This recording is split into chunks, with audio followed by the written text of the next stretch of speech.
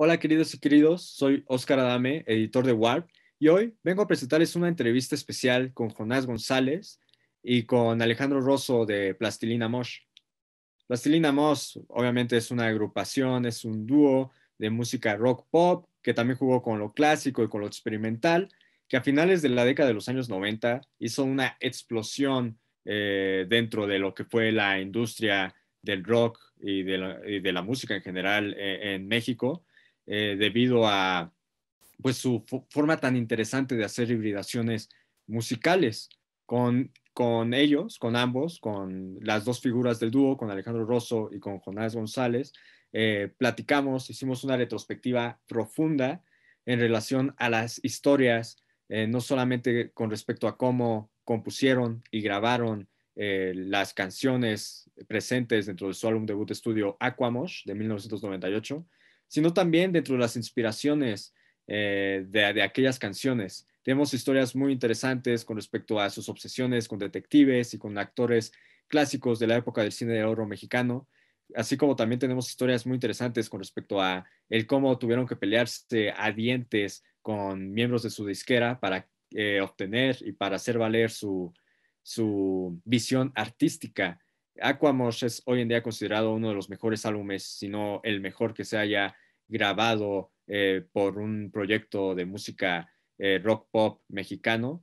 Y vale la pena hacer un revisitamiento interesante con respecto a este material de estudio, Aquamosh. Entonces, espero que disfruten de esta entrevista con ambas figuras. ¿Cómo has estado? Qué gusto verte. Igual, compadre, bien, ¿y tú? Todo tranqui, todo tranqui. Oye, pedí esta entrevista en específico porque quiero escribir una retrospectiva a Aquamosh. Entonces, esta va a ser una plática muy nostálgica. Me parece bien. He checado como varios textos con respecto a el inicio de Plastilina Mosh y he encontrado como dos puntos, en los cuales se supone que inició el proyecto. Un texto dice que tú conociste a Alejandro Rosso jugando NES en un supermercado y el otro Puras mentiras. es una mentira. Es una mentira completamente. Todo es todo divertido. Y el otro dice que fue cuando tú estabas tocando con una banda llamada Correbos de Malta en un lugar llamado Café Iguana, que es pues ese espacio legendario de por allá. Realmente no recuerdo el momento donde conocí a Alejandro, güey. Pero sí fue por las bandas en las que tocábamos. Yo tocaba en Cuervos de Malta y él tocaba en Acarnienses. Y nosotros éramos una banda nueva en ese tiempo. Y obviamente todo lo que estoy hablando era pues, como a nivel local, ¿no? Tocábamos aquí en los bares y había un fanbase bastante chido para lo pequeñas que eran las bandas. Entonces mucha gente nos iba a ver tocar. Y mi banda era relativamente nueva y la de Rosso era una banda que ya gozaba de prestigio, ¿no? Tocaban rock fusión y quién sabe cuánta mamada. Y a nosotros nos estaba yendo muy bien, nosotros tocábamos más onda, más entre trash y no sé, güey, medio funky, psicótico, estaba raro, estaba muy divertido.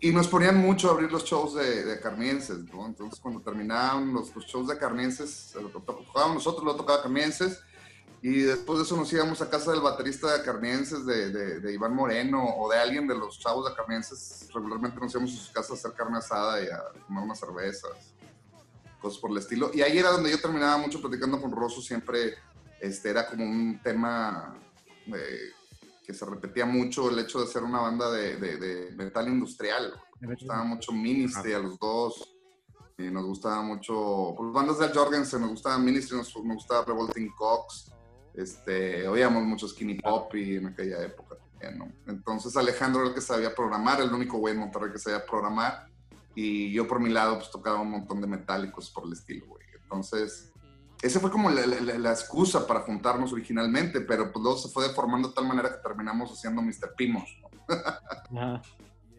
Bueno, pero entonces en un inicio lo que ustedes querían hacer era metal industrial. Sí, esa es la idea. O sea, era lo que nos llamaba la atención en ese momento, pero desde el día uno que nos juntamos a tocar, que teníamos como esa inquietud de hacer metal industrial, güey, hasta que empezamos a grabar demos, pues en el camino nos topamos, no sé, desde Mano Negra, Beastie Claro. Boys, un montón de cosas que nos fueron cautivando, ¿no? Y que fueron como distorsionando la idea original de la banda o del proyecto, porque ni siquiera era una banda, era nada más un proyecto entre dos cabrones. Y de repente el hecho de repente voltear a vernos a nosotros mismos y darnos cuenta que no éramos una banda y que podíamos hacer lo que se nos antojara, empezó como a abrirnos así un montón de parámetros creativos, ¿no? Que estuvo bien padre esa onda de poder decir, bueno, pues podemos tocar desde metal hasta, no sé, la cosa más suave del mundo. Ya nada más era que nos diera curiosidad de hacer algo para hacerlo, ¿no? Porque no teníamos una banda per se, me refiero a un bajo, una batería, Ajá. no sé, teclados, guitarras, entonces no teníamos que componer necesariamente para el formato de banda que teníamos, porque no existía, entonces teníamos la facilidad de que si queríamos hacer metal podíamos contratar un baterista, un bajista o yo grabar los bajos o cosas por el estilo, y si queríamos hacer hip hop podíamos realmente hacerlo sin tener que dejar a alguien de la banda sin trabajo en algún momento, ¿no? O sin algo que hacer. Sí, entiendo. Oye, pero entonces ese como reenfoque tuvo que haberse dado como muy rápido dentro de su idea de tener un proyecto musical, ¿no? Porque, pues literalmente, o sea, yo no conozco una canción de Plastilina Mosh que sea metal industrial o que sea como realmente algo pesado. Sí, no, yo siento que fue realmente nada más como la excusa, güey, digo, porque realmente si llegamos a hacer algo parecido o algo cercano a eso, Ujú. nada más fueron como 2 o 3 canciones. Una de ellas era una que salió en una película que se llamaba Purrum Pum Pum. Otra era la de Savage Soccer Boy, que venía en el primer disco, en el Aquamosh. Y esos eran como los intentos, ¿no? O era como nuestra reinterpretación de lo que nosotros entendíamos industrial. Pues también debemos de considerar que éramos güeyes de 19 años, ¿no? 20 años. No teníamos muchas cosas claras. Digo, no las tenemos ahorita de los 40, menos a los pinches 19, ¿no? Claro. Pero sí, pasaban un montón de cosas y si algo teníamos en esa época era mucha curiosidad. Entonces no nada más era curiosidad de crear, sino curiosidad de escuchar cosas. Ujú. Y nos topábamos con muchos discos y con muchos artistas nuevos y con cosas que sonaban diferente, que inevitablemente como adictos nos poníamos a escuchar, ¿no? O sea, no negábamos o no le cerrábamos la oportunidad a ninguna propuesta musical para escucharla y tratar de entenderla. De hecho, en aquella época teníamos un lema que era de que no podemos decir que no a una idea si no la intentamos primero. O sea, de repente, ya ves que en las bandas, algún miembro de la banda, de que vamos a hacer una canción más o menos así y nada más por prejuicio dices, no mames, ese pedo no me gusta. Entonces el lema ahí era de que, bueno, no, por más que yo no entienda lo que Rosso me quiere explicar de la idea que trae, pues vamos a intentarla, a ver si se concreta y a lo mejor ya concretada yo la puedo entender mejor, o viceversa, ¿no? Eso pasó muchas veces. Sí, eso pasó en casi todos los discos, ¿no? Ya al final ya teníamos como las ideas muy claras y ya nos podíamos expresar mucho mejor, entonces a lo mejor no teníamos que experimentar tanto, pero sí, si algo me lo platicaba Alejandro lo entendía fácilmente y si algo se lo platicaba yo, él creo que él también lo entendía. Normalmente ustedes los describen como dos mentes musicales que son como muy distintas entre sí, ¿no? Que son literalmente como polos opuestos. Tú siendo como esta persona que está interesada en el rock pesado, que toca muy bien la guitarra, que está como enfocado en ese tipo de estilos musicales, también que puede hacer como coros muy catchy. Y Alejandro como esta persona que tiene como un background académico, ¿no? Por así decirlo, de la música, que está interesado en la música clásica y el jazz. Lo que a mí me llama la atención de lo que me estás contando es que, pues justamente, o sea, la banda de cada uno de ustedes tenía esa personalidad, ¿no? Y lo que no entiendo es cómo habían elegido como que tú le abrieras a la banda de él si de todas maneras como que no tenían nada que ver. Yo creo que era porque no había tantas bandas en la época, digo, éramos unas 10 bandas, yo creo que en toda la ciudad, y no se fijaban tanto, y creo que hasta la fecha en Monterrey no hay tanto prejuicio de que toque un rapero con un grupero y con un rockero, y, o sea, no hay tanta esa bronca, ¿no? Lo que se fijaban yo creo más en esa época era quiénes eran las bandas más populares, cabrón, sin importar mucho de qué género fueran, ¿no? Y creo que eso fue lo que nos terminó uniendo en algún momento para tocar esas bandas juntas. Y lo que yo creo que nos unió a mí y a Alejandro más que nada era el hecho de que estábamos digo, yo por lo que platiqué alguna vez con Alejandro es que siento que estaba un poco harto de estar como en proyectos que fueran tan cuadrados y que no se podían como dislocar para hacer otras cosas. Mientras mi naturaleza era nada más estar curioseando, ¿no? O sea, para mí era natural estar curioseando. De hecho, ahorita de repente platico con amigos y sus comentarios son, ya sea de los discos de Plastilina, o de los discos de los Concord, o de los Bitches, o de lo que yo hago solo. Me dicen, güey, nunca has tenido un estilo definido. Y les digo que se me hace mucho más difícil tener un estilo definido por el hecho de tener que hacer como un expertise en un estilo musical. Y siempre he tenido la teoría de que cuando algo te sale bien, gran parte de lo por cual te sale bien es por esta, como, ¿cómo se podría decir? Como por esta inquietud, esta excitación personal que traes con el tema, pero cuando lo empiezas a redundar y a redundar y a redundar, invariablemente se va a ir como diluyendo, ¿no? Entonces, respeto mucho a bandas que han como desarrollado su propio sonido y han estado décadas haciéndolo crecer, como, no sé, como bandas como Jumbo, como bandas como 311 o Primus, ¿no? Que soy fan de Primus. Ajá. Y siempre es como el mismo formato y muy interesante. Pero a mí se me hace muy difícil, a mí se me hace más fácil de repente estar en una fiesta y escuchar una cumbia y decir, puta madre, quiero hacer una cumbia. Claro. Y luego mañana decir, ay, güey, extraño el metal, déjame hacer metal. Y pasado mañana, güey, quiero rapear otra vez. O no sé, escuchar cosas y tratar de intentarlas, ¿no? Y esto, bueno, se nota incluso dentro de las mismas canciones de Aquamosh, no solamente dentro del álbum, sino dentro de una misma canción hay como 3, 4 estilos musicales distintos.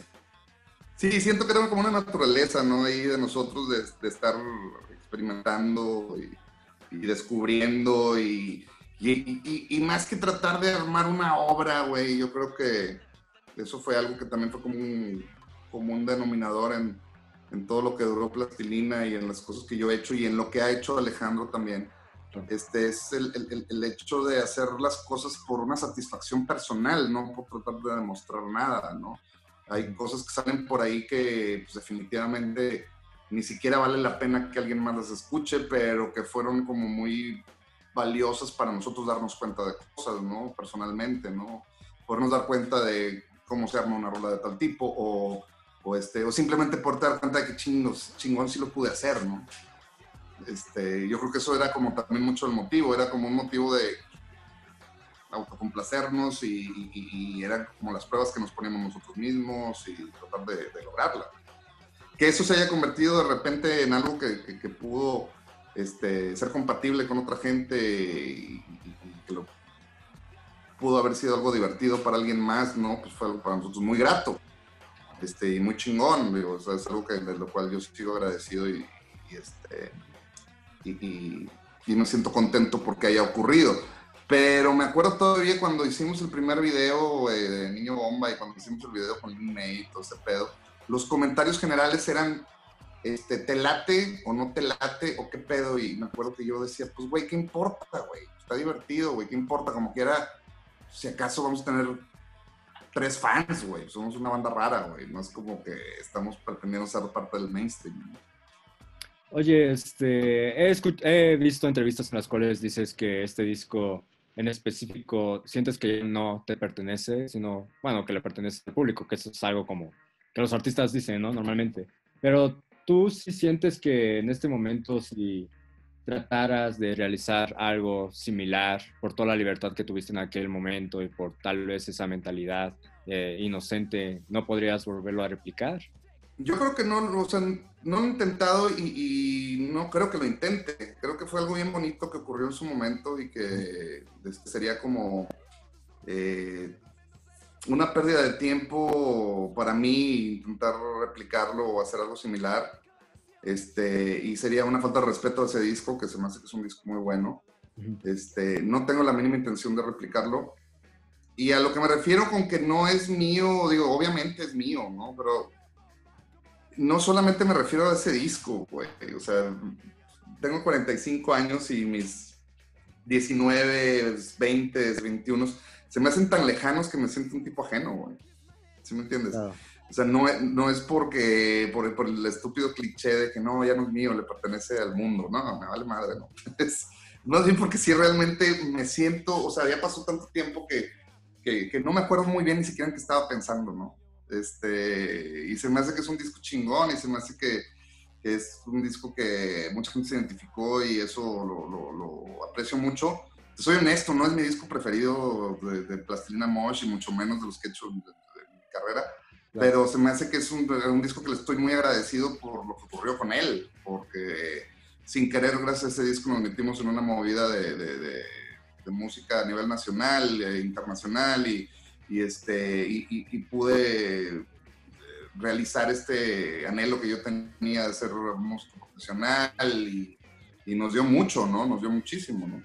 Y conforme a como pensaba en esa manera, digo, no me acuerdo en qué estaba pensando, pero sí me acuerdo cómo pensaba, porque creo que es de la misma manera que pienso el día de hoy, es que me sigue valiendo un montón de madre, como la cuestión de qué es lo correcto y qué no. Yo no entiendo muy bien qué es lo correcto y qué no. Para mí lo correcto es hacer cosas que me diviertan y que me Claro. gustan. Entonces, en ese momento lo hacía a la perfección y siento que lo sigo haciendo ahorita, ¿no?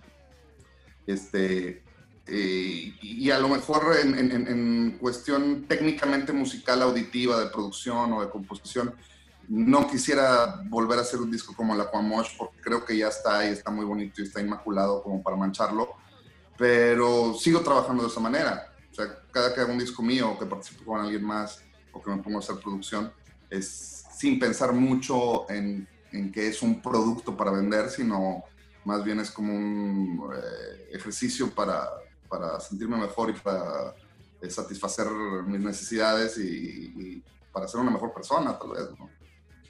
Sí, claro, lo entiendo. Algo que me llama muchísimo la atención con respecto a la imagen que decidieron pues empezar a desarrollar en el álbum, pues y dentro del proyecto, es que, bueno, mucha gente los describe como con influencias kitsch, ¿no? Que ustedes querían realmente ser como kitschy.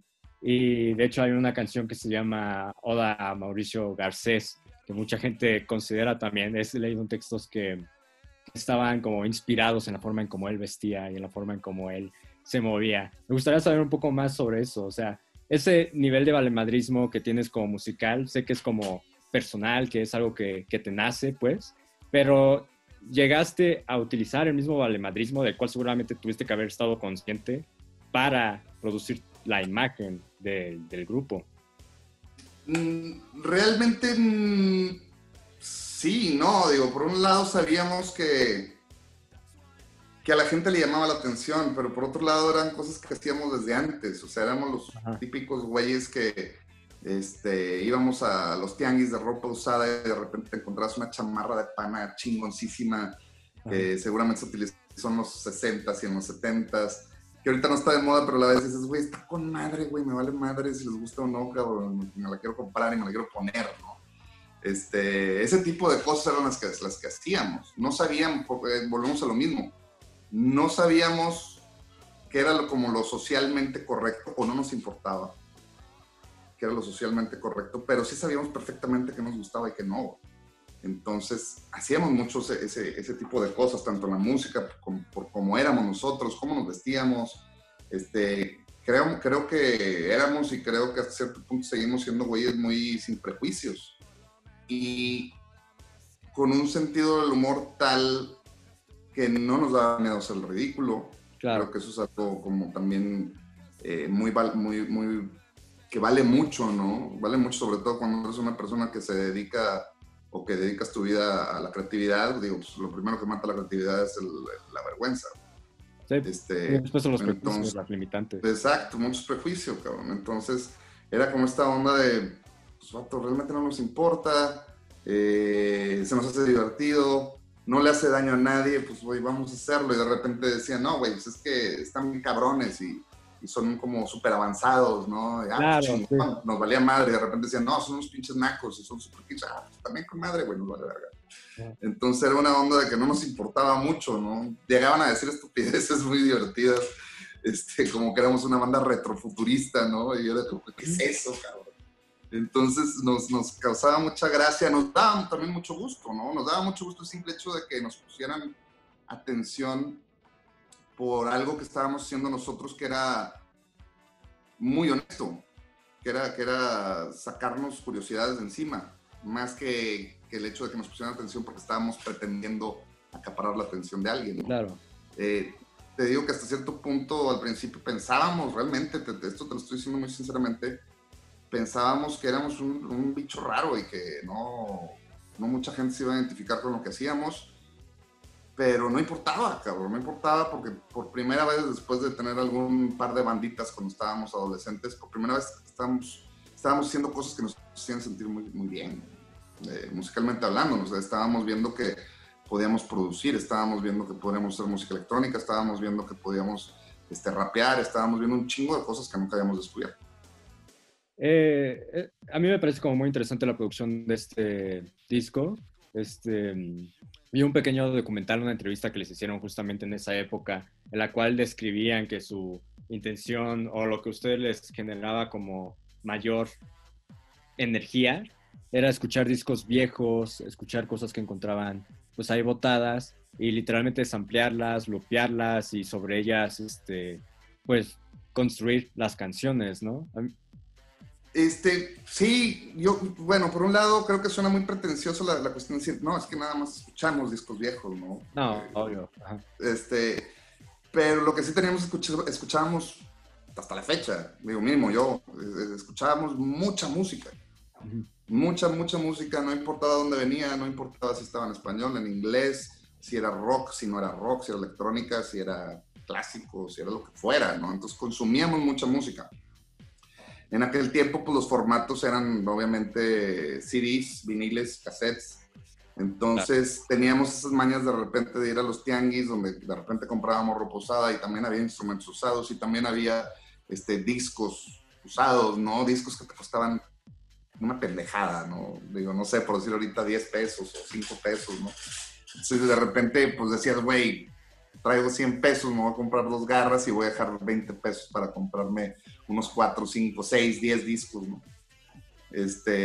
Y empezábamos a ver y encontrabas 2, 3 discos que te gustaban y los sacabas y otros 2, 3 discos que no sabías que eran, pero te habían dicho que a lo mejor estaba chido y los sacabas y te sobraba para comprarte 2 o 3 más y ya comprabas pues pendejadas nomás porque la portada estaba bonita o no. Digo, al final de cuentas lo podías escuchar a ver qué venía y y si algo salía bueno lo podías ampliar, ¿no?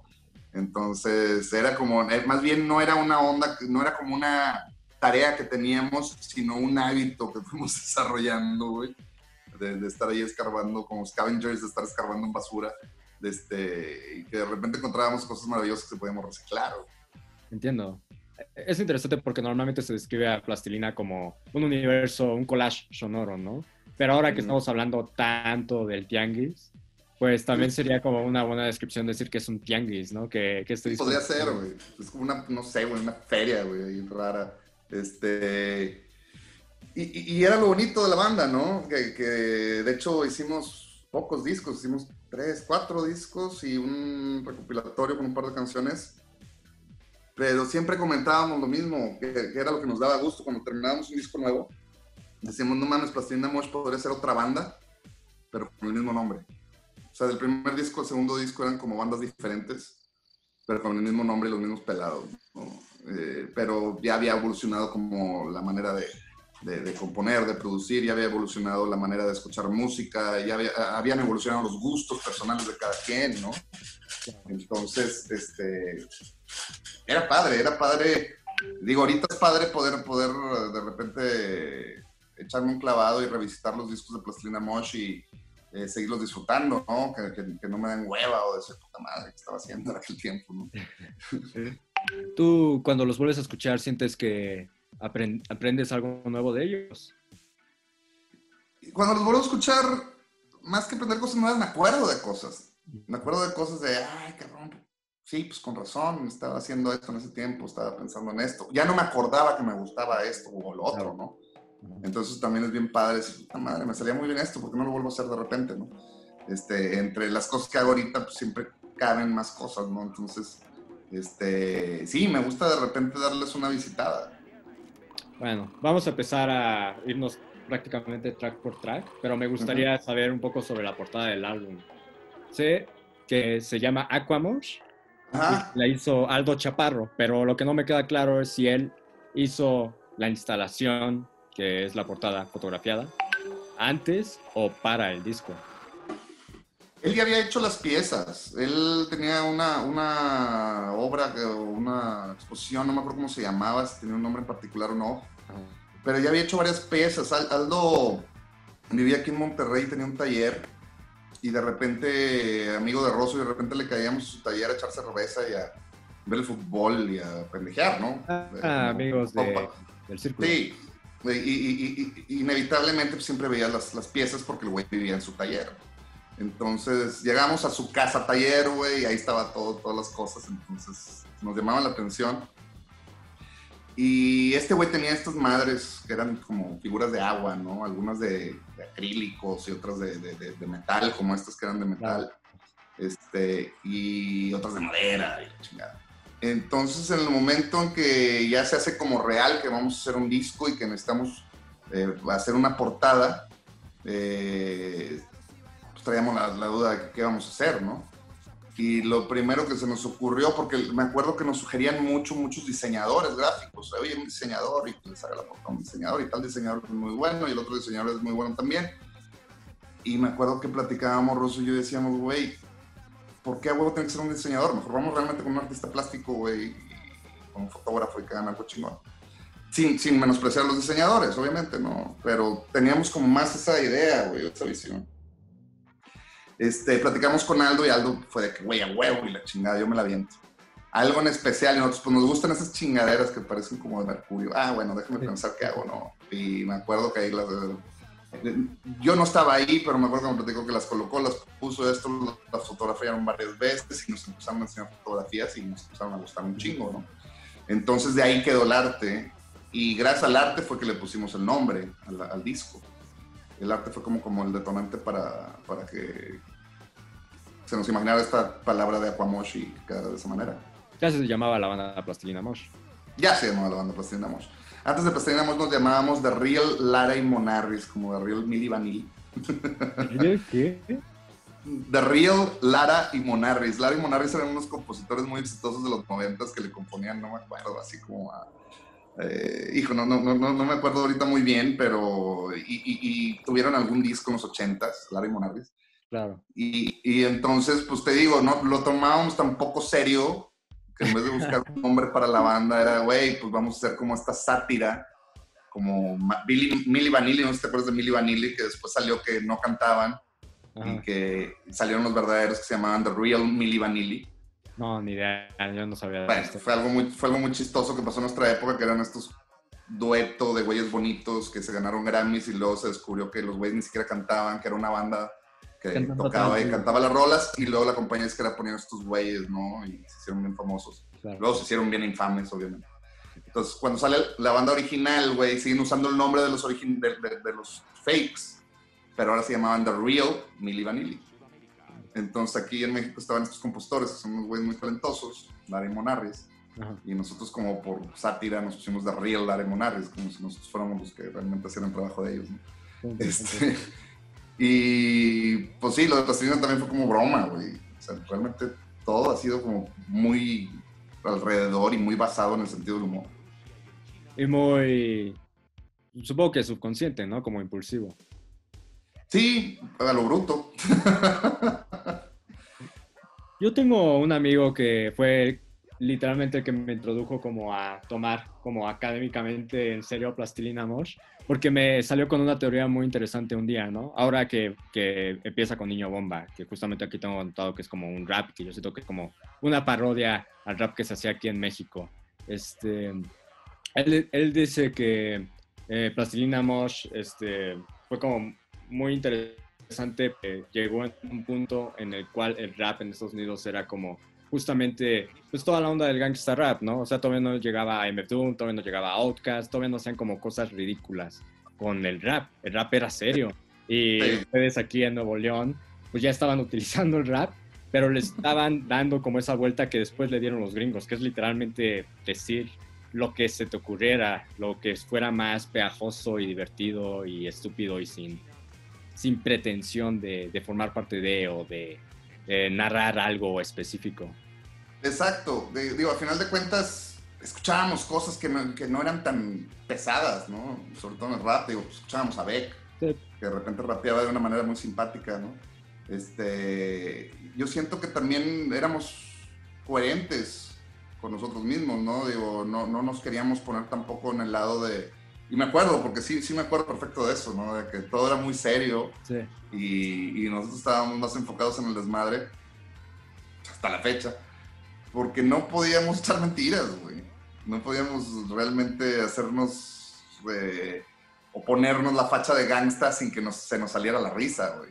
claro. Entonces, O los era antisistema. mucho más fácil hablar de lo que realmente vivíamos en ese momento y pues qué vivíamos, güey. Éramos un par de cabrones de clase media, güey, nos la pasábamos con madre, nos la pasábamos en bares, en fiestas, entonces realmente esa era como la idea de lo que queríamos hacer y expresar, ¿no? Y volvemos a lo mismo, era algo también inconsciente, o sea, no pretendíamos, no forjamos un estilo y luego, o más bien no planificamos un estilo y luego lo forjamos, fue que pues, fue saliendo y realmente salía lo que estábamos viviendo, ¿no? Claro. Y que sí, era mucho desmadre, mucha fiesta, mucho cotorreo, andábamos de callejeros, pero pues no teníamos ni la mínima característica de ser gangstas, ¿no? Ah, pues, obvio no.